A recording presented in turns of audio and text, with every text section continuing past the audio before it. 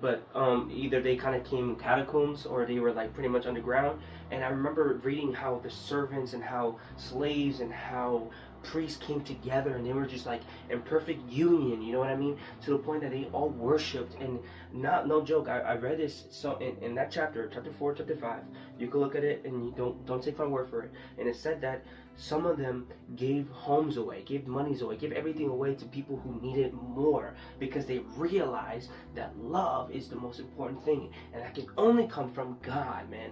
I wish I was there. I wish I was a fly on that wall so I could see that, because I feel like that's what the church is missing, you know? That's what I feel like the church should be doing.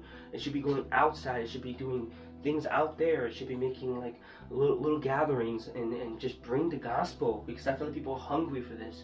And this is still today, bro. I'm telling you. Anyway, I'm sorry. That's not my sermon. I'm literally just, I'm fired up. Okay, I'm fired up. All right. Dopamine. Jesus. All right. Anyway, and this says, and the peace of God, which transcends all understanding, will guard your hearts and your minds in Christ Jesus. Philippians 4:7. This is one I really want to memorize.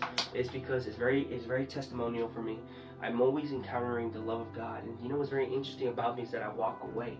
You know, I'm always walking away. I'm trying to do my own thing. I'm trying to figure things out, and I'm not realizing I'm being selfish. I'm not realizing it's because I'm trying to figure out my own way, and I'm trying to. I notice I'm trying to, and I catch myself, I'm trying to justify why I feel this way, why I'm kind of like distant, why I'm like this, you know, and not realizing God's right there. Jesus is literally right there, and I met him in my shower. I was praying. I was like, God, I'm suffering with depression. I'm suffering with stress. I'm suffering with so much anxiety, and I want to hate. I really want to just throw this all away and say this does not work, and this is why, but I just can't find a reason. And every time I do, it just looks like I'm being selfish, and I don't want to be that guy, because I know how it turned out to be.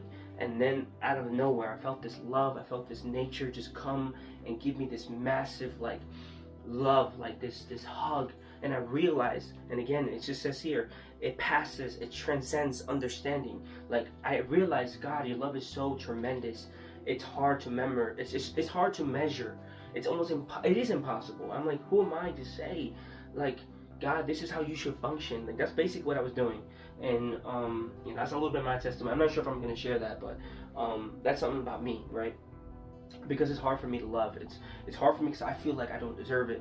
I feel like I should be the one suffering. I should be the one, and it's because how I feel and how I grew up and how I've been treated and several other things, right? Obviously, but honestly, it's because I never had that relationship with my personal father, right? So with the Lord, it's just something that it just makes me, when I read these scriptures and have my Bible down there,